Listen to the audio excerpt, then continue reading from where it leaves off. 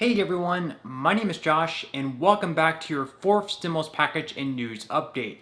We have a lot of news to get into in today's video, but first, if you would like to receive 2 free stocks from Webull valued up to $2,300, make sure to claim them by clicking my link, which you will find in the description box below.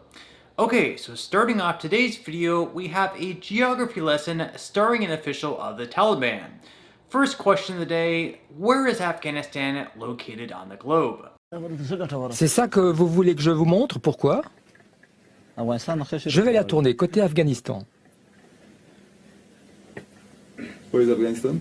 Où est l'Afghanistan? C'est dur à trouver. Quelqu'un sait où c'est?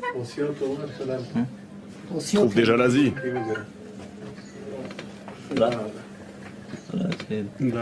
C'est là. Ah oui, c'est là. Herat, Kaboul.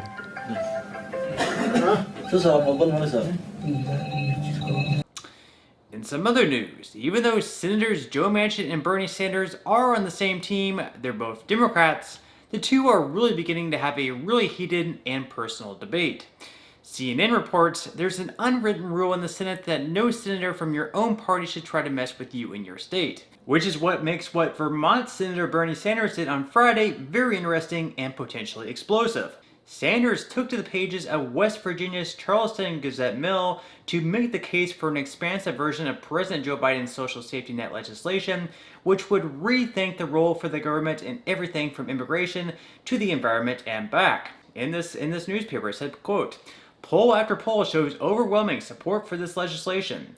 Yet, the political problem we face now is that in a 50-50 Senate, we need every Democratic senator to vote yes. We now only have 48. 2 Democratic senators remain in opposition, including Senator Joe Manchin, Democrat of West Virginia." So he's basically going in one of the newspapers of West Virginia, even though he's a senator in Vermont. And he's basically talking a little bit of crap on Senator Joe Manchin in his own state. So obviously that's not going to make Senator Manchin too happy. You know, if Manchin did the same thing in Vermont, something that perhaps Manchin wanted to pass through Congress, and Sanders, for whatever reason, was opposing it. And then Sanders went to some newspaper in Vermont and did the same thing to him. Sanders probably wouldn't be too happy either, because Manchin represents West Virginia. And of course we have Sanders representing Vermont. Sanders then goes on to say, "This is a pivotal moment in modern American history. We now have a historic opportunity to support the working families of West Virginia, Vermont, and the entire country and create policy which works for all, not just the few." So then, after Senator Joe Manchin learned of what Bernie Sanders said in this West Virginia op-ed, of course he had some choice words of his own, so he actually went on Twitter, and this is what he wrote on Twitter. He said, "This isn't the first time an out-of-stater has tried to tell West Virginians what is best for them, despite having no relationship to our state. Millions of jobs are open, supply chains are strained, and unavoidable inflation taxes are draining workers' hard-earned wages as the price of gasoline and groceries continues to climb. Senator Sanders' answer is to throw more money on an already overheated economy, while 52 other senators have grave concerns about this approach.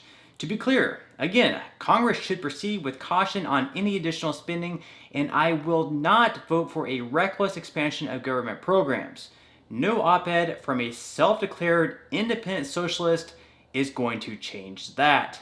So, not much of a surprise, but Senator Joe Manchin wasn't too happy with Bernie Sanders going to a column for a newspaper in West Virginia and kind of talking bad about their senator. So he's firing back in a big way. He's calling Bernie Sanders an independent socialist, words that Sanders may actually take well. He might actually say that, yes, I am a socialist. I believe in the past he's actually declared himself a socialist and believes that socialism is somehow a good thing.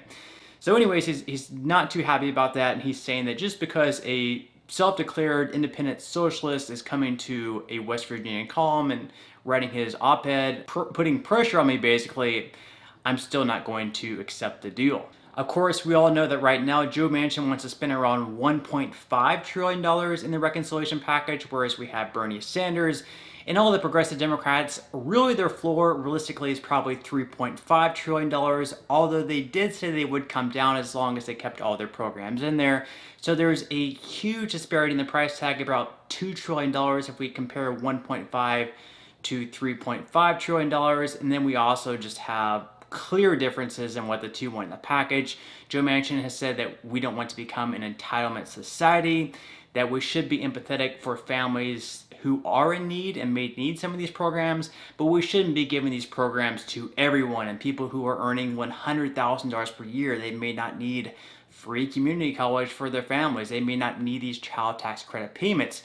That yes, sure, maybe some of these programs would be great, but just perhaps for lower income groups that could really need and use these programs. Oh, and by the way, House Speaker Nancy Pelosi has already declared that she would like for both the bipartisan infrastructure bill as well as the reconciliation package to both pass by the 31st of October.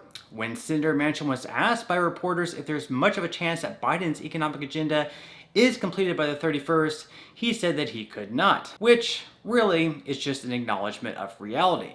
Being that again, the two sides are still around $2 trillion apart on the reconciliation package, to expect for them to reach a deal, pass it in both chambers, and get it signed into law in less than 2 weeks would quite frankly just be unrealistic. When the White House was asked about the current feud going on between Joe Manchin and Bernie Sanders, this is what the press secretary had to say. Does the president feel the need to mediate the current war of words between Senators Manchin and Sanders we've seen play out? To mediate the war of words, I would say the president has been in touch with both senators, not to mediate words, but to better understand the path forward and what are priorities to each of them. And he will continue to play that role. And then two quick ones on policy. Senator Manchin has been pretty clear about his position or opposition to a clean energy standard for a while now publicly. Presumably that's given your team time to try and figure out workarounds to that. Does the president still believe he can meet his emissions goals if a clean energy standard or CEPP is not in his final proposal? Well, President Biden has been clear about what he supports. 100% clean power by 2035 is a goal he committed to over a year ago. As you all know, that's why I think you're asking about it, and he remains committed to it. The good news is there are a range of good ideas and proposals out there from members of Congress about how this legislation can help meet that goal. And there's no question in our minds, there is important debating right now happening about what the components of the climate proposals will be in these packages, that these packages will have a historic impact on addressing our climate crisis. I'd also note, can I say one more thing? I'd also note that the president also has not waited for legislation. He has led the shift toward electric vehicles. There are components in these packages that also will help move that forward. Phased out super pollutants like HFCs to greatly reduce emissions. Made across government investments in clean energy like offshore wind and solar. Made historic commitments to use every lever at his disposal to advance environmental justice and spur economic opportunity. So it is absolutely pivotal that these pieces of legislation have climate components, and they will, to address the climate crisis, but he has also not waited for that. He's also taken actions of his own accord. Speaking of the reconciliation package, even though parts of the bill might be popular, other parts are becoming a huge concern for everyday Americans.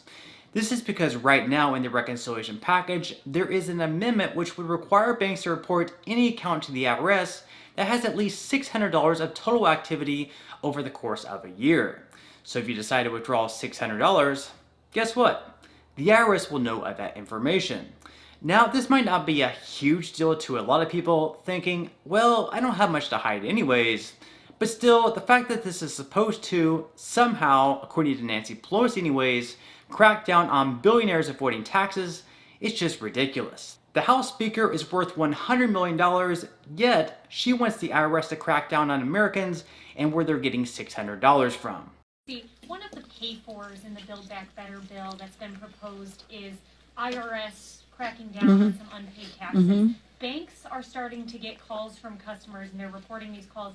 They're concerned about this tracking of transactions that is greater than $600. So Americans are starting to be worried about this. Do you think that this pay-for of giving the IRS more money to crack down on unpaid taxes is going to stay in the reconciliation bill? And what do you say to Americans who are concerned about that? Yes. Well, I mean, with all due respect, The plural of anecdote is not data. I've said that before here. Yes, there are concerns that some people have, but if people are breaking the law and not paying their taxes, one way to track them is through the banking measure. I think 600, but that's a negotiation that will go on as to what the amount is. But yes. So again, deadlines coming up. We have 2 bills that are supposed to be passed by the end of this month, which again are deadlines unlikely to be met. Democrats will also need to raise the debt limit, and most likely by themselves, by December 3rd. The 5th round of child tax credit payments will be sent out next month on the 15th of November. And finally, we wait any type of response from lawmakers on the 2 petitions that currently have millions of signatures on them.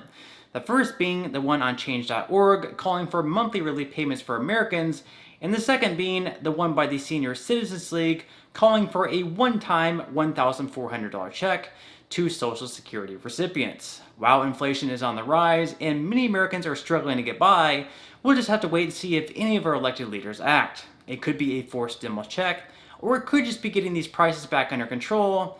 Either way, it'll definitely help out a lot of people. But on that note, I'm going to go ahead and wrap up this video. Again, if you would like to receive a couple of free stocks from Webull, make sure to quickly claim them by clicking my link, which you will find in the description box below. To receive the first stock, you will need to fully open an account. Then to receive the second free stock, which will be valued up to $2,000, you'll need to make a qualifying deposit of at least $5. And even if you aren't all that interested in investing or continue to invest at this point in time, you can always sell the free stocks that you receive and transfer that money, however much they're worth, right back to your bank account. So free stocks or free money is completely up to you. So once again, I hope everyone has a great and safe rest of their day, and I'll see you in the next video.